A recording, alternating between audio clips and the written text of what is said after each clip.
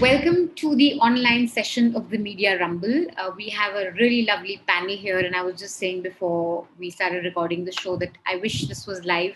I wish this was in person because there's just so much to learn from the panel that we have for you today. We're going to be discussing reporting on the state, reporting on the government, and how it can often land journalists in trouble and how it can be quite tricky these days.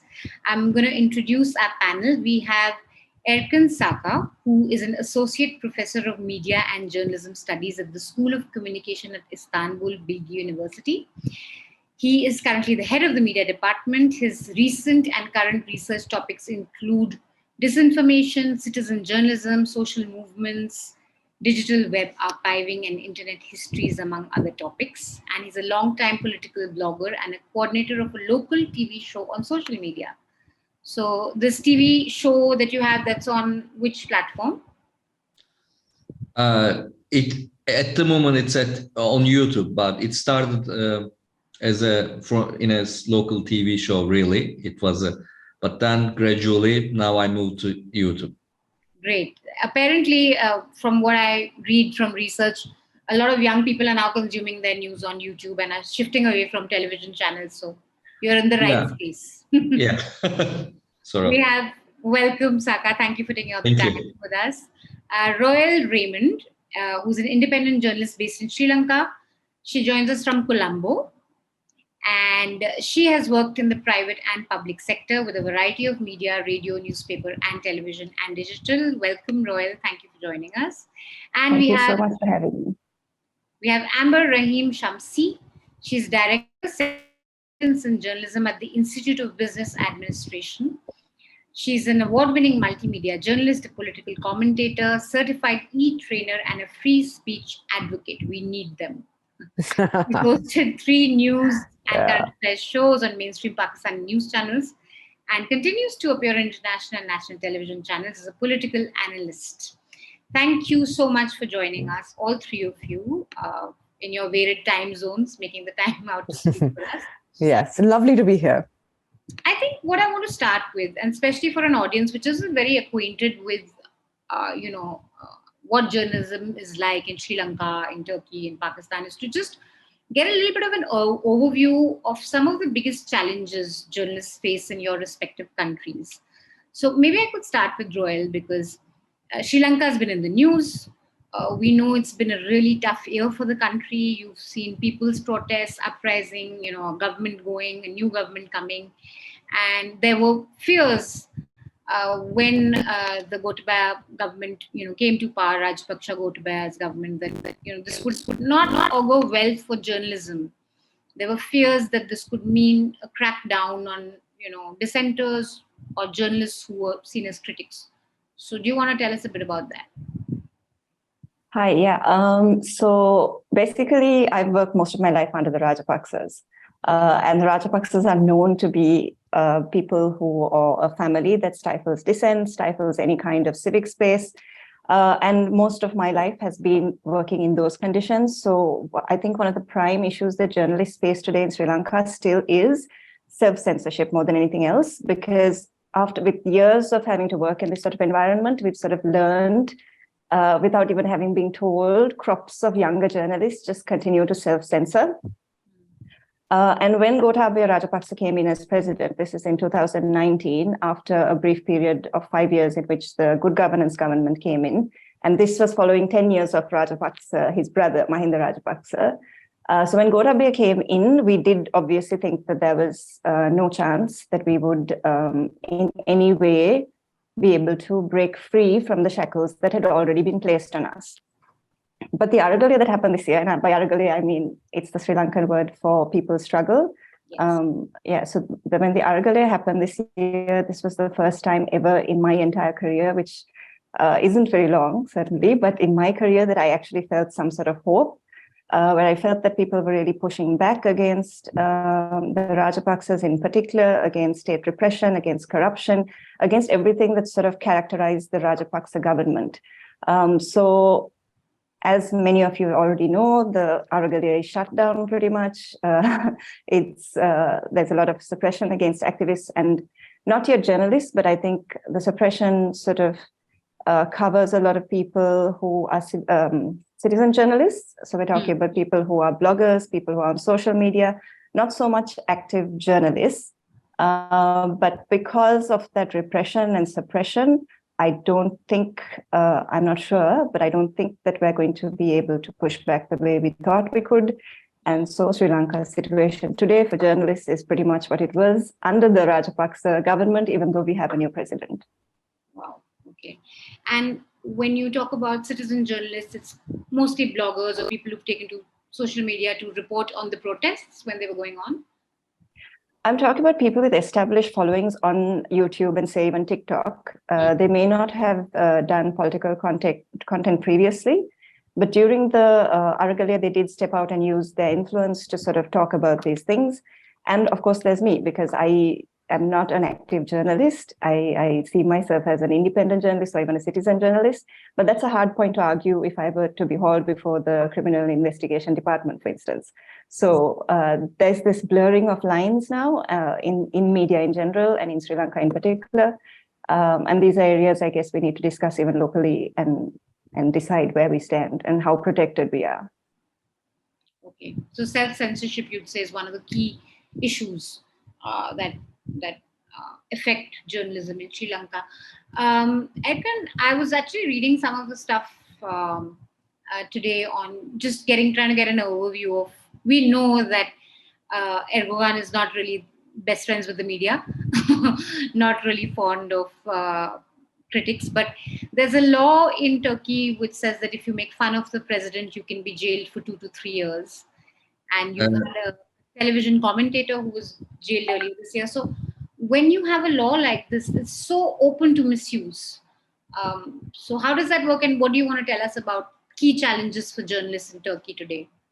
Well, I think in some ways we have common problems under authoritarian regimes. And now we have a government that lasted more than 2 decades or nearly 2 decades. But about maybe next year there will be elections. We will see what happens. And you probably know that, as Roel said, there is self-censorship, but also you probably heard that Turkey is already one of the top jailers of journalists. So it's already happening that before we do self-censorship, etc., we have many friends who are in prison for various reasons. And sometimes, the top reason is that terrorism, supporting terrorism, etc., which has always been used against opponents in the Turkish history. In that sense, that's not really different from what happened before. The latest law is mostly about social media. And if you again look at the regulations or this kind of regulations all over the world, mostly authoritarian regimes are creating these kinds of laws, because it's really, I mean, the problem is there. Yes, we have a problem of disinformation, but how can we really challenge this, counter this with making some laws? I don't think so. At least most democratic states did not really start by doing legislations, but authoritarians do that because mostly in the last analysis they do this because they just punish not the fake news but the more right news in a way, and there is corruption there. And so reporting corruption will be even more difficult from now on. In fact, we have already enough legislation which really makes life hard for the journalists. But this is especially for social media. So not only journalists, but also citizen journalists or any citizens might be the target. Yes, there must be some kind of regulations, against provoking information, etc. But I don't think this is the way to go. And there is no, how can I say, collaboration in making these laws with the journalists or NGOs, etc. So someone just in the capital city just decides to make this law, In that sense, it's very dangerous. And about insulting Erdogan, this is another law, by the way. And I think thousands of people are already sued. Some went to jail, some not, but like at least 20,000 people were sued because of supposedly they insulted the president. And this is, I mean, this law was always there, by the way, but just Erdogan decided to use it against citizens. Yeah. Just for our audience's information, what Erkan is talking about, the draft law. It's a law that the Turkish government wants to come up with to tackle fake news and disinformation. Mm-hmm. And I think there's been a lot of protests among journalists there who don't want this law because they fear that when the government comes after fake news or disinformation, it will actually come after journalists who are giving correct information. So there's always the fear, even in India, when you have politicians or governments talking about fake news, you wonder who they'll really come after, because in many ways, fake news helps them. Mm-hmm. It helps the governments, it helps the politicians. Oh yeah, I mean there are there's enough legislation to really sue some of the information creators, which are really provoking people, etc. But no, they are not. They are not. A government is not after them for sure. That's the unfortunate case here. And maybe, I don't know if we will talk, but I will stop now. But also another issue will be the business models. It's not directly political, but at least government is cutting down some public funding for the journalism. We'll definitely talk about business models. Okay, so I will be back for that. Yeah. We'll talk to Amber now. That Pakistan's also seen a bit of political turmoil, uncertainty. You also have journalists who have to grapple with multiple establishments. There's the political establishment, there's the military. So in this environment, how has it been for journalists there for the past few months or year, even the last 1 year at least, when there's been so much political turmoil? I think it's an understatement when you say there's been a little bit of political turmoil. It has been actually a roller coaster ride. And I suspect we still don't know when elections will be held and who will come in and who will determine who comes into power. But that being said, I want to put the current state of the media in Pakistan in a little bit of context, because it's important to remember that out of the 70 plus years that Pakistan has been in existence, about half was under military rule, and the other half, even when we did have political governments, where the military had at least a very a footprint in the political system as well. And I also want to make a distinction between you made it very correctly, that's a very nuanced way of looking at it. When we talk about the state, who do we mean? How do we make that distinction? So political parties come and go, they are temporary. But the state represents the military, the judiciary, and the bureaucracy. These are permanent institutions that have a great stake. And they also represent, I would say, elite capture. I'm not saying political parties don't, but because these are permanent institutions, and the state in Pakistan, as with any state, I suspect, especially post-colonial authoritarian regimes, or at least a mix and match of those, the state always protects itself. And journalists, really, I mean, their journalists are adversaries, because journalists will pull the sort of curtain. During this time, until I would say 1988, when we had the last of that was not the last, but the second last military dictatorship, General Zia, strict authoritarian, proper dictatorial rule, right, in which newspapers had no freedom. 1988, we had Benazir Bhutto and Pakistan People's Party come in, and newspapers were suddenly free to say a lot, particularly in the English-speaking press. And then in 2002, we had Pakistani television news channels opened up as well. And this was under the last military dictatorship, General Musharraf. And again, that was a sort of watershed moment, because it was during the time when with General Musharraf and Pakistani TV channels had a lot of leeway and freedom. And you think of that as contradictory with the military dictatorship, but I'm not going to go into the whys. Eventually, the media that was created under General Musharraf also led to his downfall, because you had the lawyers' movement that asked Musharraf to step down as a military dictator, being covered live on television. The clash between the judiciary and the military establishment was also covered live on television. There was a lot of freedom. Pakistan or Pakistani media or Pakistani journalism, there's that vein of dissent, of resistance, of the love of freedom of expression. So it's always pushed back in some way or the other. Whether it was leaving pages blank in General Zia's time, just because he had censored some news article or the other. Even now, I think since 2008, when we had another round of civilian rule, or at least civilian rule that had the shadow of the state or the military establishment over it, there was a lot of freedom. That freedom, 2016, 2017 onwards, has slowly been eroded. And why and how is, I'll touch upon it briefly. I don't want to go into, obviously I will have more to discuss, partly because of the business models.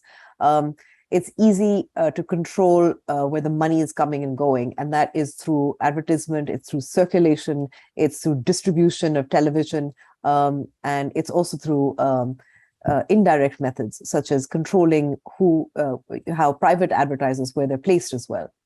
And this we saw in a lot of news organizations that sort of went against the military rule or line at that time, or the establishment or the state at that time.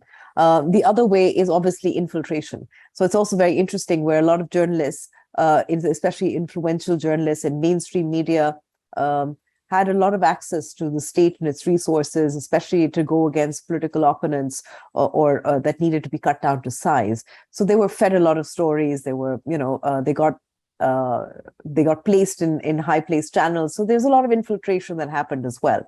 Several ways to control. What's happened as a result, and I would say that, for instance, Reporters Without Borders, Pakistan has consistently fallen down the rankings in the last few years. I myself went up against a civilian government and the state at that time, and was asked to leave my channel. My producer had several sedition cases filed against him. So cybercrime laws that were introduced from our colonial. Absolutely. And cybercrime laws as well, they're used against him. And this is just my personal experience, but there were other journalists, people I know, who were either picked up or who were shot at, or who were attacked in their homes, or many multitudes who had cases filed against them. One particular, I would say, because there's a great deal of polarization as well. So one particular group of journalists or news channels that were targeted before Imran Khan lost power is now another group of journalists is being targeted now that Imran Khan is no longer in power. Those journalists who are favorable, leaning towards Imran Khan.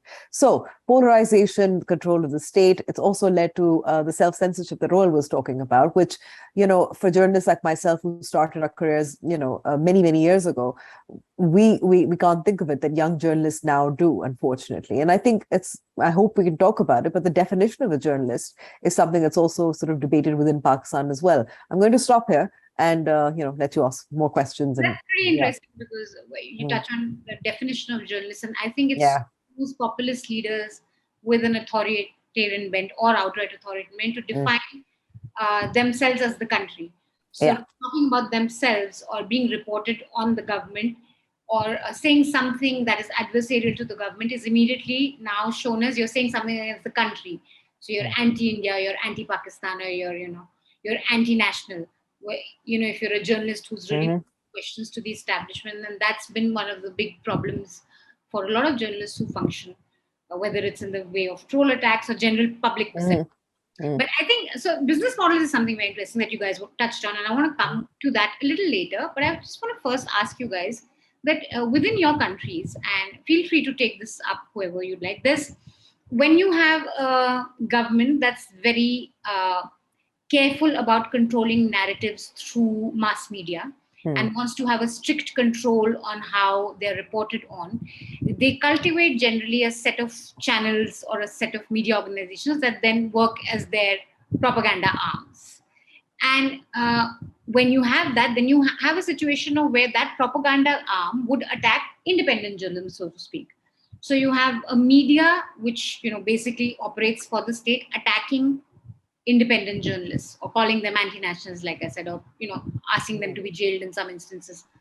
Do you have that in, say, Turkey or Colombo or Pakistan? If any one of you would like to step in on that, please go ahead. So I think it's interesting where in Pakistan, the defender of not just our physical boundaries, but the ideological boundaries was considered to be the permanent institutions, that it's a state. They were the most national out of all of us. The rest of us, the dissenters, the journalists, the political parties, where we were just the wrong side of national, right? I think it's interesting where Imran Khan, as a populist, and I would say with an authoritarian streak that he does, has come to define Pakistan, who is Pakistani or what is loyalty to the state, because it is as has been said before, he defines himself as a state, l'État et moi, and anybody who is anti-Imran Khan, journalists that are critical of him are considered to be what is in Urdu called lifafa, which means that you are bought and you're paid by other political parties or foreign countries or foreign agencies. It could be any manner of disloyalty. And I think the struggle right now is obviously the attack on credibility. As you said, as you pointed out, that's a favorite. Trump did it, and other populist authoritarian leaders also do it, where if you are critical, you are anti-state, you're disloyal. In our case, religion is something that's used as well. There've been a number of cases of religious cases filed against journalists who are critical or independent of any sort. So religion is used against journalists. The blasphemy laws are one tool. Sedition laws we already mentioned as well, and credibility. And those, again, Pakistan Tehreek-e-Insaf has really led the way in terms of digital politics. So they have a massive following and a massive presence on social media. So those troll attacks is something I personally experienced several times when I was hosting a television channel and then was asked to leave as well. And several other journalists who were, I would say, of our ideological bent. I would say we were sort of pro-independent or critical, whatever you'd like to call it, however you'd like to describe it. But the unfortunate thing is that now that Imran Khan is gone, those tactics haven't changed. Not just because Imran Khan continues to use those against, in opposition while he's out on the roads, but also by the state itself. Those same tactics are being used against channels that were favorable or had curried favor with Imran Khan, Pakistan Tehreek-e-Insaf. They saw that their business was flourishing. They had gotten favors. They had gotten access. They had gotten all those lovely, delicious things that journalists sort of seek to have, which is access to power or power itself, fame, glory, money. I'll go to Roel. Is that something that you would say happens in Sri Lanka too, where you have a media which is friendly to the state, which is then used to attack any sort of independent journalism? So basically a phenomena where you see media attacking the media. Not really, no. We don't have it that way. What we do have is the state media. There are 2 television stations, and the 2 television stations have always been the sort of unofficial propaganda arm of the government.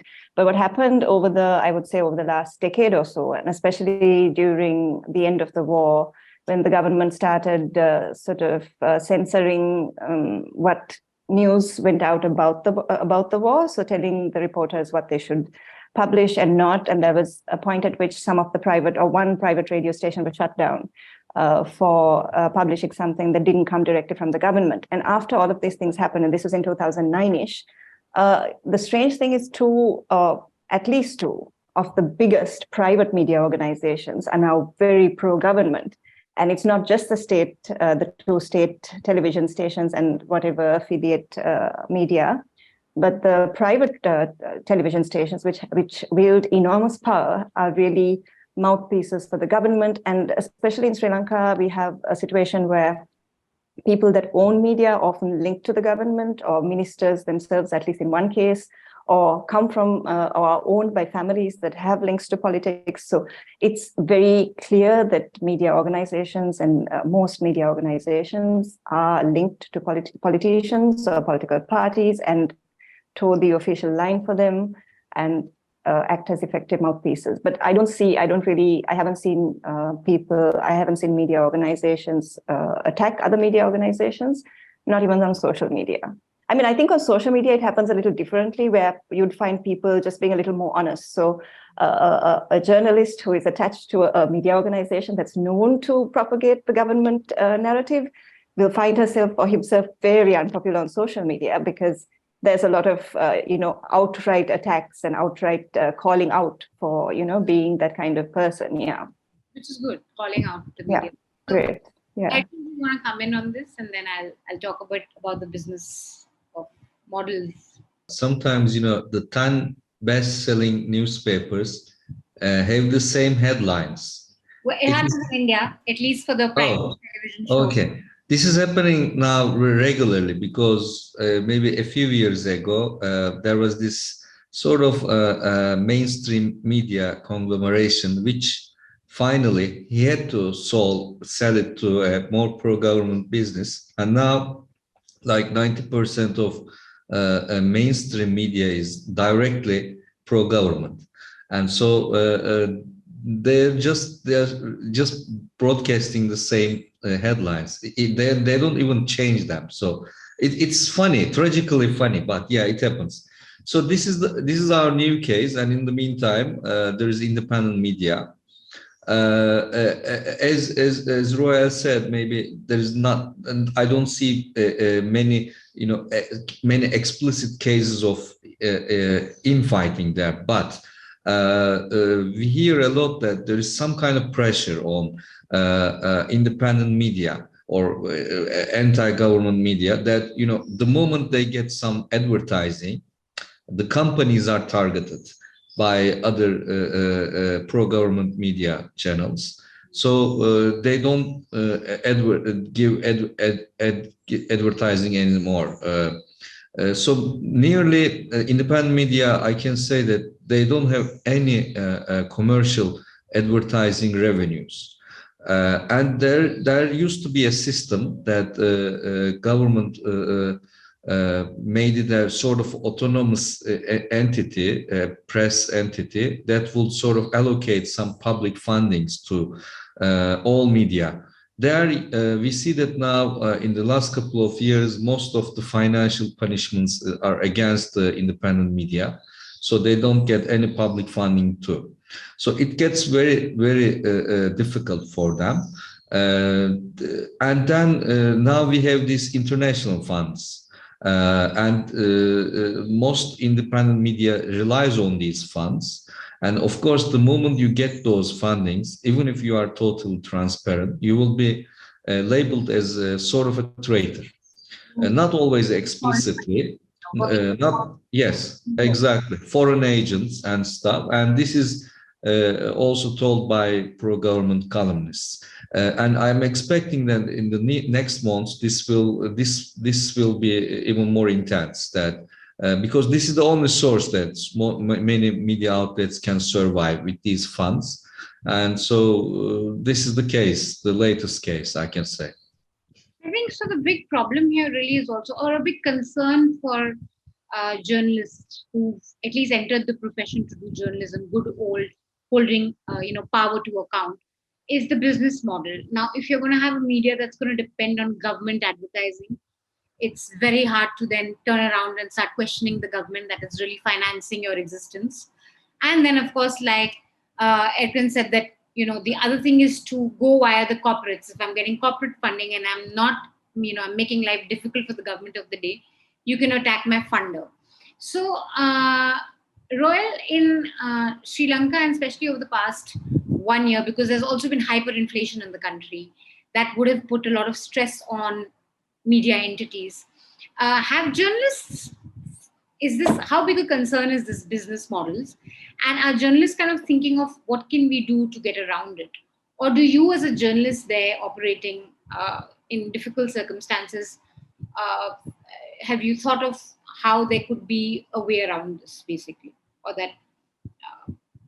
Or do you think that this is just something that we're going to have to live with, this government control via advertisements or via fixing corporate? I mean, Yeah, it's actually it doesn't, I mean, it's not just about journalism or journalists or media organizations. It's actually a larger problem because even the corporates don't want to get involved if you're a media organization that is going to be hitting hard at the government or holding the government accountable. Media corporates will not want to get involved with you. They will not want to, come in and give their money for advertisements or that sort of thing anyway. So corporates themselves face that sort of pushback from the government.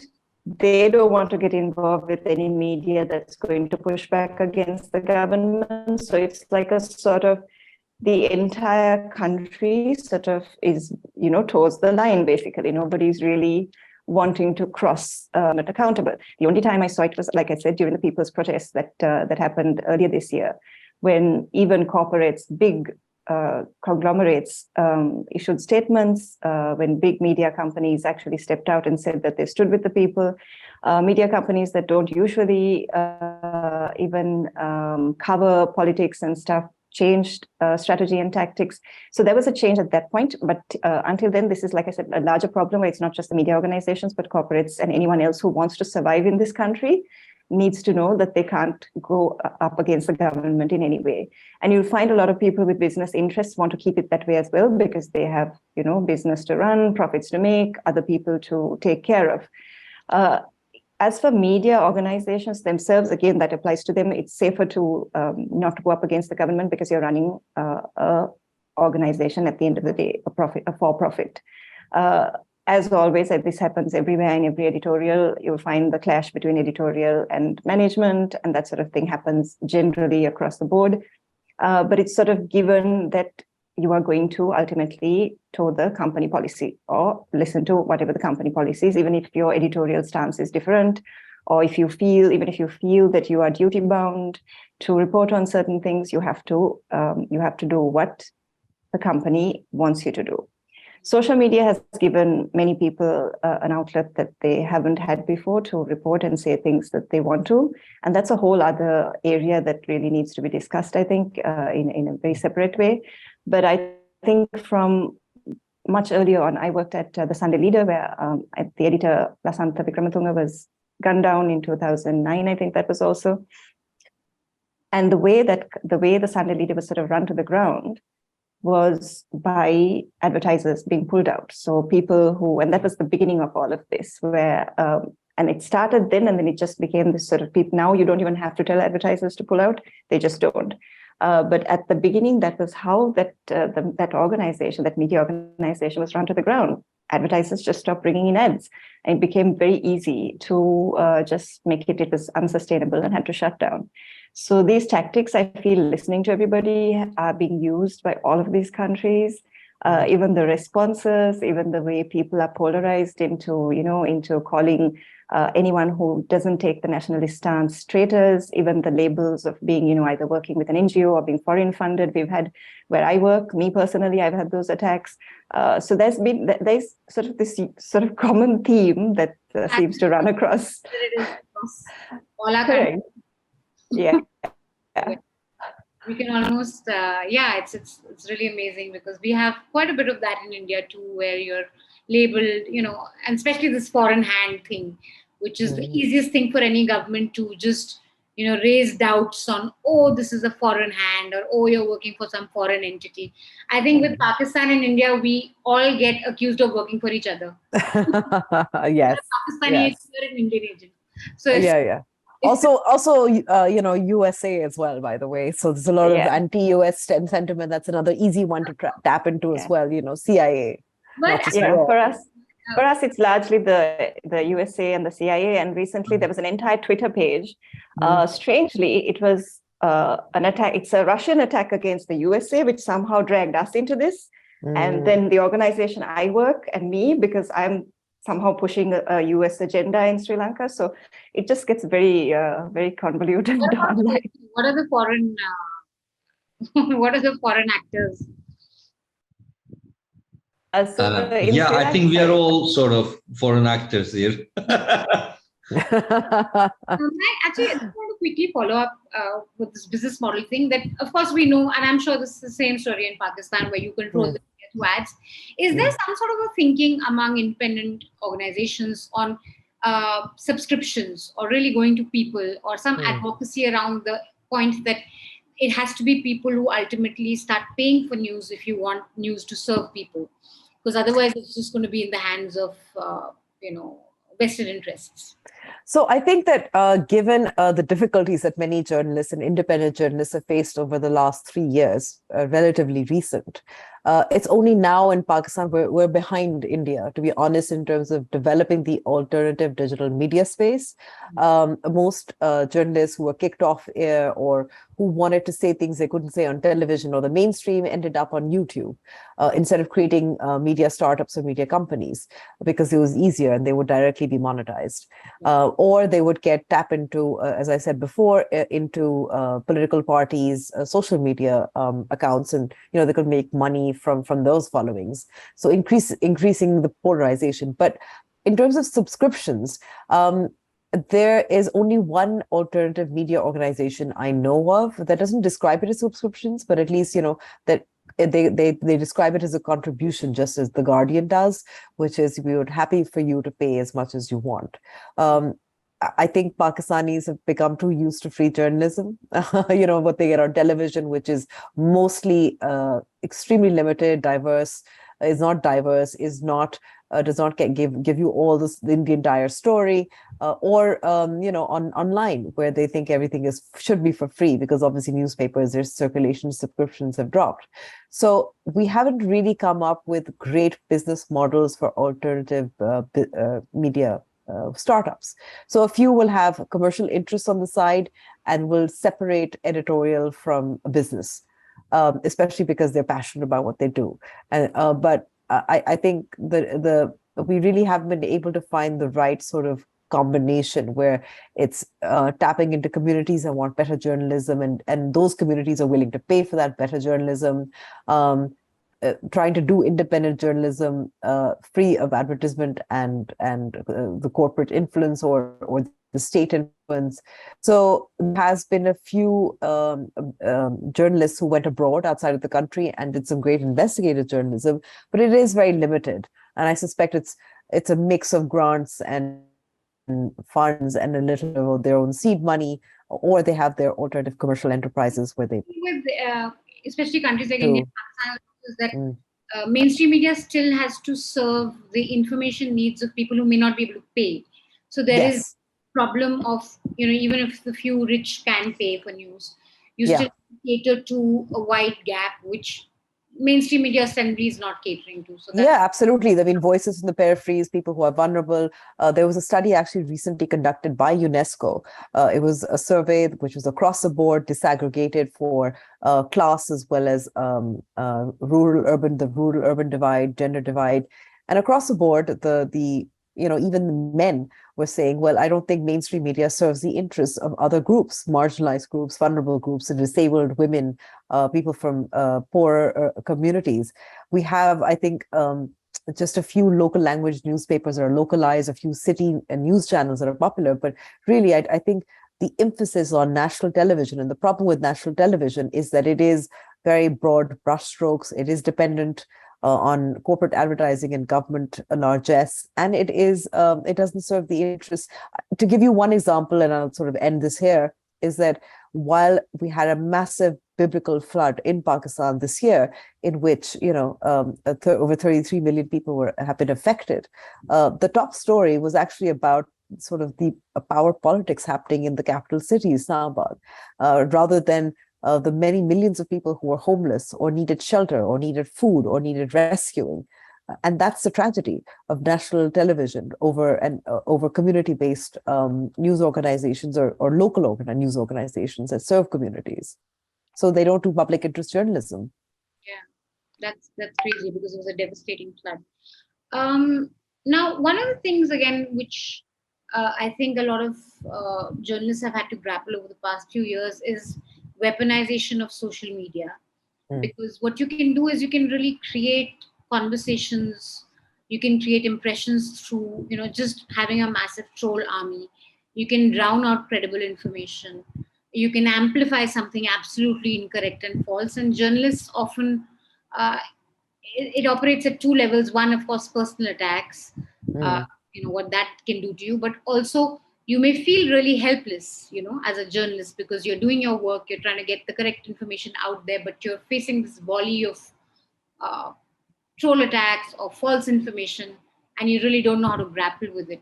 Uh, how how do you think it has affected journalism, and especially people who are striving to do independent journalism in Turkey, for example, weaponization on social media? Some of my research is focused on political trolling. I mean, I'm doing some work for more than 5 years now. It isn't as effective as the government expected, but still, at the individual level, at least, there is some damage, and at least psychological. And that it leads to some kind of self-censorship. And also the impact is gendered, that women journalists are targeted more. Especially the trolling has a more, how can I say, in Turkish case, political trolling has a side of conservative Islamist standing too, because of the nature of the government. And this means that secular strong women are such hate objects. Islamists do not like secular women at all. So we see campaigns and after campaigns. And some, I can say that in the last analysis, most of those journalists who were targeted are still doing good work. So there is also a kind of support emerging for them. In that sense, I know I met some maybe retreated, but most of them are still reporting, despite the imprisonments, etc. So trolling has definitely a power over the news producers, but that power is hard to determine, and it's ambiguous, and sometimes now what I see is there is infighting among trolls, who benefits more or not. Like at some point, one of the trolls who were targeting me every year at the anniversary of Gezi Park protests, he became anti-government at the moment. So we talk sometimes. I don't want to talk to him much because I'm still angry with him. But you see the logic of it. Well, this is what I can say to begin with. Mm-hmm. Wow. Roel, for you, social media, I mean, of course, we talk about trolling and how, especially for women journalists, as he brings up, but for you guys, possibly the last 1 year, social media was a space of hope too, right? Because you were able to put out, especially when the protests were happening, the anti-government protests were happening, this was one place where you could really go out and say your piece, even though mainstream media would not. So what's your take on social media? Trolling, or as a woman journalist, also some of the issues that you may face? Look, I'm a huge social media fan. I exist on Twitter primarily. I find it a very cerebral platform. It's also very toxic. There are months I just stay away because it can really, really drain you. There's always some fight going on. There's always something, but you always learn something. And for me personally, as a female journalist, I haven't really had any issues, to be honest. But I think, so because I'm on Twitter and because the nature of hate is just sort of more, how do I put it? It's hate is easily expressed on Twitter, far more easily than it's done on, say, Facebook or Instagram. People don't think twice before they tweet out a response, and the whole point is to get your response out there as fast as possible, so within seconds. And you have to have a retort, you have to come back really fast. So for that reason, I would like to think that I am rather immune to hate, and have been immune to hate over the especially last 2 or 3 years, because I've had to deal with some stuff, and I thought, okay, I've built myself a good thick skin, I can deal with this. But over the last year, even though social media was used quite by everybody, and that was also a hallmark or a key characteristic of this Aragalaya, there were points at which I, while reporting there, could not get bandwidth because the bandwidth was just eaten up by everybody there. Everybody had their phones up. Everybody was live recording. Very often I would have to record on my video and then move out of that area to a place where I could upload. So that was a very key characteristic of the Arga layer. But at the same time, very early on, I mean, it's easy to look back now and think of it as sort of done and dusted, and nobody really discusses these things. But very early on during this uprising, I think it was April 3rd, the government, one of the first steps that they took to sort of quell the uprising at that point was to slap on this ban on social media. And immediately, a bunch of us, including myself, we filed a fundamental rights case against the government, which is still ongoing.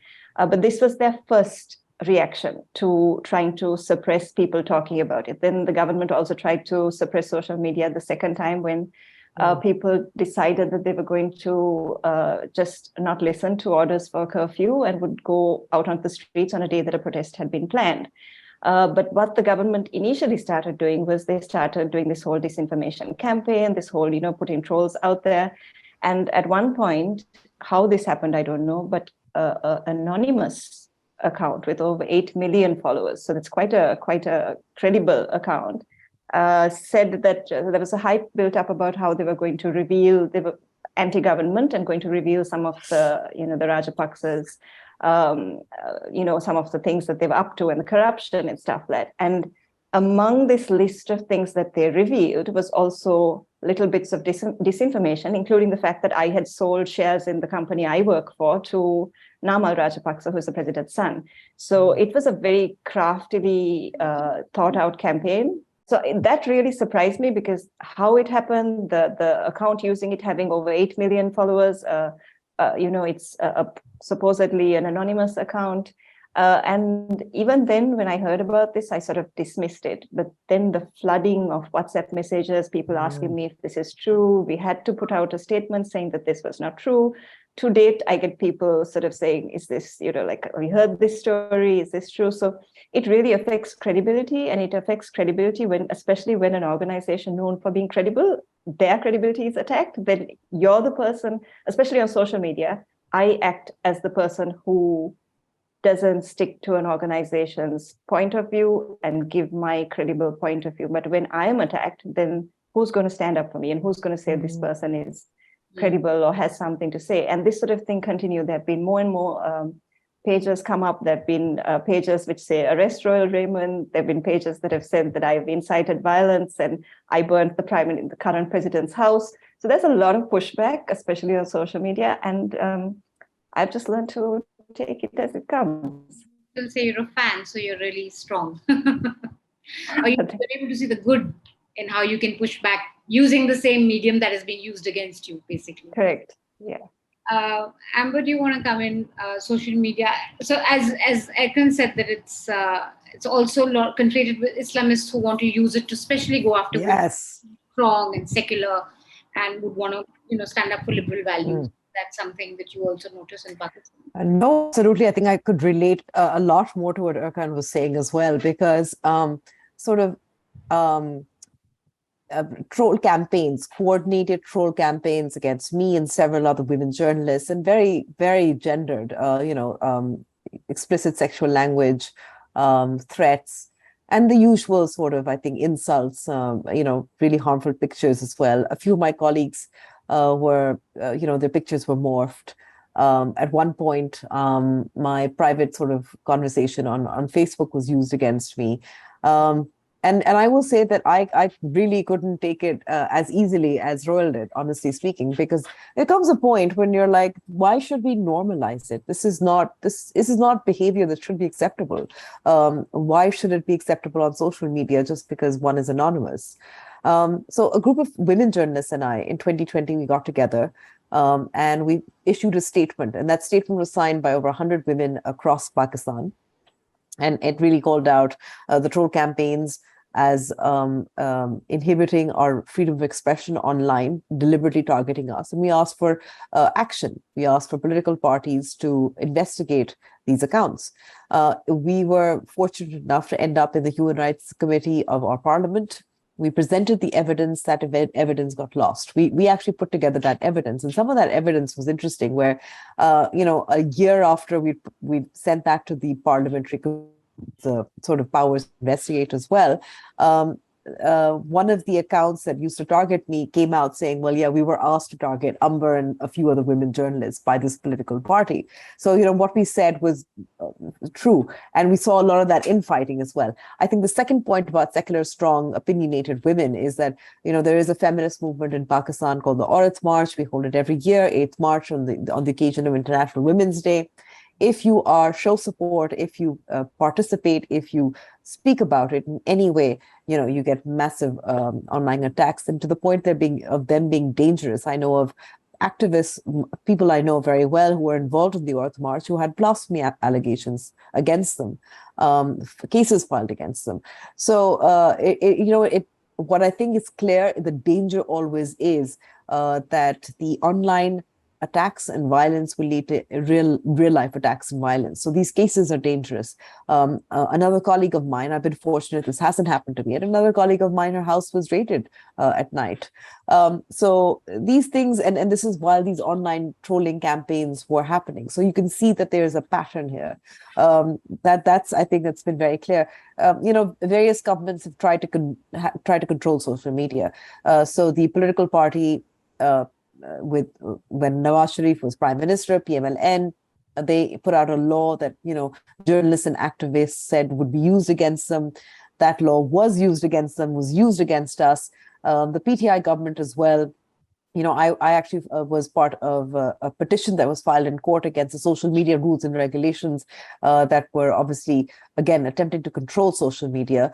As a group, unions came out, and even though I would say that the media is very polarized in Pakistan, and yet when the last government tried to implement a regulatory authority that would bring all the media under one umbrella, and as we know that the state wants to protect itself, it uses these laws against dissent. Everybody came together to push back against the law, and we succeeded. So, Pakistani government has tried, again, I think that vein of resistance and dissent and that love of freedom of expression that we have and we can't give back possibly. I think that's really helped in terms of the pushback, because obviously it isn't an openly authoritarian regime as well. There has to be some veneer of democracy. So when journalists push back, international organizations pick it up as well, and it affects our standing internationally as well, including, and I think it's an interesting instrument, which is the European Union's GSP Plus, in which we get preferential treatment in terms of exports, but we have to comply with certain human rights values. So lots of ways in which I think the government tends to be in control, but pushback is really important. Getting together is important. Unionizing is important. I think we all would agree that irrespective of whatever issues social media or trolling may pose, we don't want the government to really be controlling or giving us laws that will ultimately be weaponized against us. Yeah.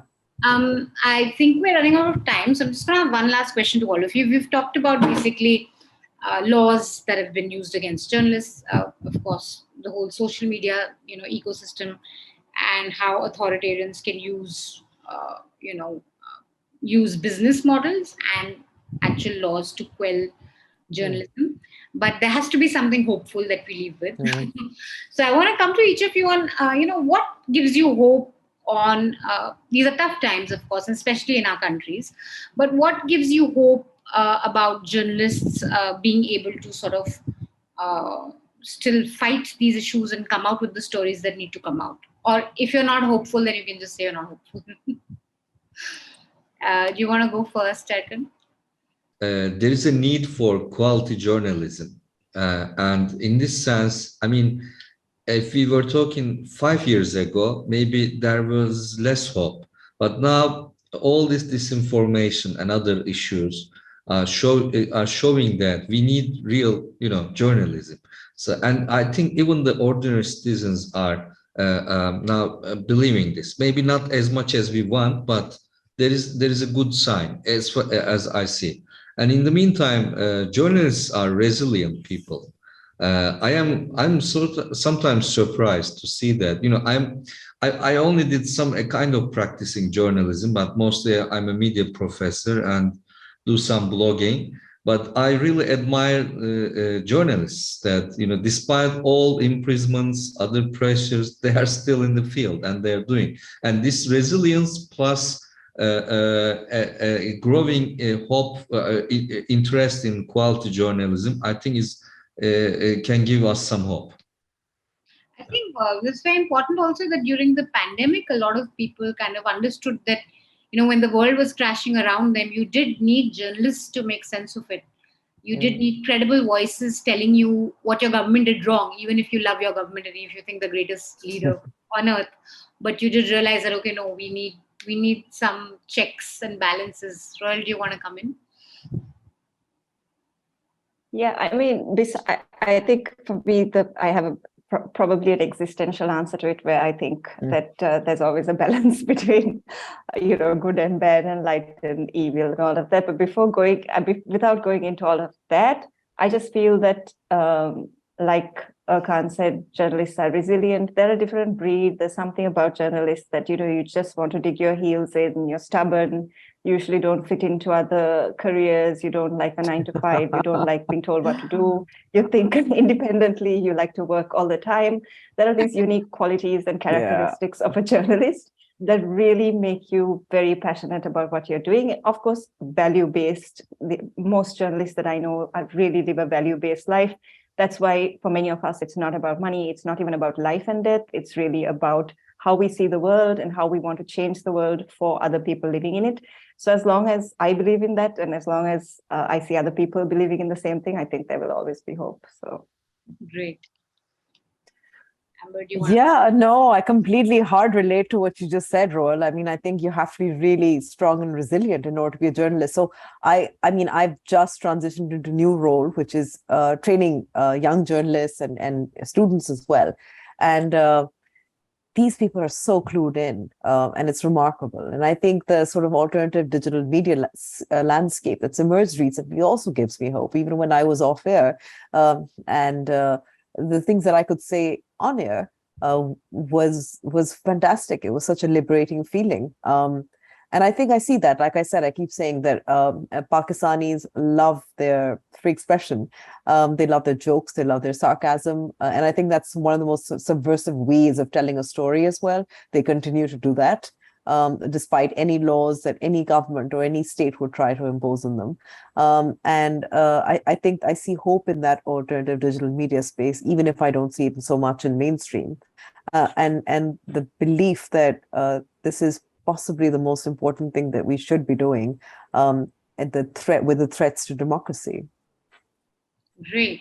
Thank you so much, guys. I really hope next year we can do this in person in New Delhi, because I think what gives me hope and what keeps me going sometimes is when I listen to people like you from, different countries, and then you think, oh, wow, they're going through the same thing. Oh, they have the same sort of problems. Okay, maybe we should all get together and chat more about it. So I think that's also something very important for journalists across borders, to build solidarities and really talk about the issues they face, because often they're really strikingly similar. And there's so much to learn from each other. So thank you so much, guys, for taking out the time to speak to us. And hopefully next time we do this live. That was the online session of the Media Rumble. I hope you enjoyed our conversations. Mark your calendar for the 14th and the 15th of October, where we can meet offline in real time at the Media Rumble. It's going to be at the IHC at New Delhi. You can register online. The link will be with this episode.